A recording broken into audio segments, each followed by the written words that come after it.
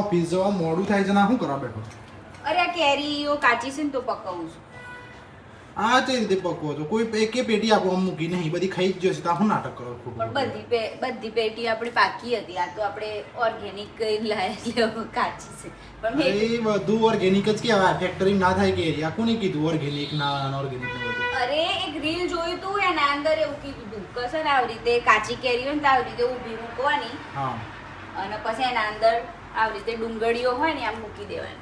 બરાબર. તો એનાથી એક દિવસમાં પાકી જાય એવું. હવે જોઈએ છે કેટલું ડુંગળી પાકે. પાકી જાય, કેરી પાકી જાય. કેરી અને આમ તો પેલો શું કહેવાય ઘઉંનો કોથળો નહીં આવતો એ હા. મૂકવાનું હોય પણ આપણા ઘઉંના કોથળા નહીં એટલે આ મૂકવાનું આવી રીતે પેક કરી દેવાનું.